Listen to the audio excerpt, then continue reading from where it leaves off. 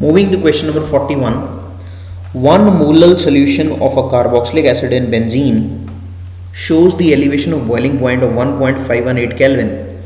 The degree of association for dimerization of the acid in benzene is, तो हमसे degree of association पूछी गई है और एलिवेशन इन बॉइलिंग पॉइंट दे रखा है। तो सबसे पहले तो इस रिएक्शन को डिस्कस कर लेते हैं।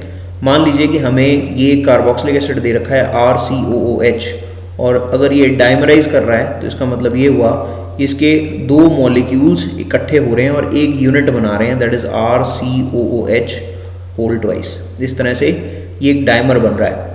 तो initially at T is equal to 0, तो मान लेते हैं इसके n मोल्स थे और ये अभी बनना शुरू हुआ नहीं, तो इसका मतलब इसके मोल्स थे 0। और हमें दिया गया है कि इनिशियली जो था ये 1 मोलल सॉल्यूशन था, राइट। तो इसके n मोल्स अगर W weight of the solute में पड़े, सॉल्वेंट में पड़े थे, तो इसका मतलब इसकी इनिशियल मोलैलिटी जो थी that was n by W into 1000, right, where n is the number of moles of the carboxylic acid, W is the weight of the solvent in grams, and we have to multiply this by 1000। तो ये आपके पास initial molality थी और ये आपको 1 दे रखी है, this is given. अब मान लेते हैं कि इसके 1 मोल में से, इस एसिड के 1 मोल में से अल्फा फ्रैक्शन जो है वो डाइमराइज कर जाते हैं। तो अगर आप रिएक्शन की स्टाइकियोमेट्री देखें, इसके 2 मोल्स कंबाइन करते हैं तो इसका 1 मोल बनता है, तो इसका 1 मोल कंबाइन करेगा तो इसका हाफ मोल बनेगा। तो अगर इसके अल्फा मोल्स कंबाइन करते हैं तो यहाँ पे अल्फा बाय 2 मोल्स बनेंगे। बट हमें इनिशियली 1 मोल नहीं दिया गया था, n मोल दिया गया था, तो n into 1 minus alpha should be equal to n, ये हमें देगा n alpha by 2 dimers of the carboxylic acid. अब ये है एट दी गिवन टाइम जब डाइमराइजेशन हो चुकी है और ये बॉइलिंग पॉइंट जो है इसमें एलिवेशन आ चुका है। अब इस पॉइंट पे अगर आप टोटल मोल्स देखेंगे after dimerisation, total moles after association, जब एसोसिएशन हो चुकी है कार्बोक्सिलिक एसिड की, तो ये आपके पास आते हैं n into 1 minus alpha plus n alpha by 2।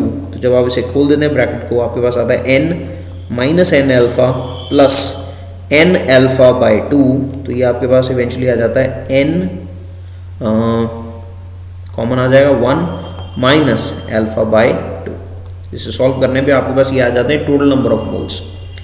अब इस केस में हमें एलिवेशन एंड बॉइलिंग पॉइंट का डायरेक्ट फॉर्मूला यूज कर लेना चाहिए। Elevation and boiling point delta T is given by Kb, the molar elevation constant, multiplied by the molality of the given solution। तो यहाँ पे molality of the given solution की value अगर आप fill करेंगे वो आपके पास आएगा टोटल मोल्स, जो अब हमारे पास है n into 1 minus alpha by 2। Weight of the solution change नहीं हुआ है, weight of the solvent change नहीं हुआ है, that is W, and you have to multiply this by 1000। अब ये आपके पास मोलैलिटी आ गई है m dash of this solution after dimerization. n by W into 1000 हमें पता है 1 दिया हुआ है, पहले ही हमें 1 मोलल सॉल्यूशन पहली कार्बोक्सिलिक एसिड का दिया गया था। तो आपके पास ये वैल्यू आ जाएगी Kb into 1 minus alpha by 2, इतना ही बचेगा क्योंकि n बाय W इंटू 1000 को आप 1 फिल कर देंगे तो आपके पास राइट हैंड साइड पे ये बच जाएगा। अब आपको सिर्फ वैल्यू फिल करनी है। डेल्टा टी की वैल्यू आपको दे रखी है 1.518 और राइट हैंड साइड पे Kb की वैल्यू आपको दे रखी है बेंजीन के लिए 2.53। मल्टीप्लाई करेंगे आप इसे विद 1 माइनस अल्फा बाय 2, तो आप इसे रीअरेंज करें तो यहाँ से रीअरेंज करने पे आपके पास आता है 1.518 डिवाइडेड बाय 2.53, ये इक्वल आ जाता है 1 माइनस अल्फा बाय 2 के। जब आप लेफ्ट हैंड साइड को सॉल्व करते हैं, इन दोनों को डिवाइड करते हैं, तो ये अप्रॉक्सीमेटली आपके पास आता है 0.6, ये आ जाएगा 1 माइनस अल्फा बाय 2। रीअरेंज करके इस इक्वेशन को लिखें तो आपके पास आएगा अल्फा बाय 2, इसे लेफ्ट हैंड साइड पे ले जाएं और 0.6 को राइट हैंड साइड पे ले आएँ तो आपके पास आएगा 1 माइनस 0.6, दैट मीन्स 0.4। तो यहाँ से जो डिग्री ऑफ एसोसिएशन है अल्फा वो आपके पास आ जाती है 0.8, राइट। तो अल्फा मोल्स अगर एसोसिएट किए हैं तो आपके पास 0.8 उस डिग्री ऑफ एसोसिएशन आपके पास आ गई है। अब इसको परसेंटेज में आपसे पूछा गया है, तो आप अल्फा इंटू 100 कर दीजिए, ये आपके पास 80% आती है। This is the degree of association, right? So the correct answer given was here, the degree of association of dimerization of the acid in benzene is, ये आपके पास correct option है 80%।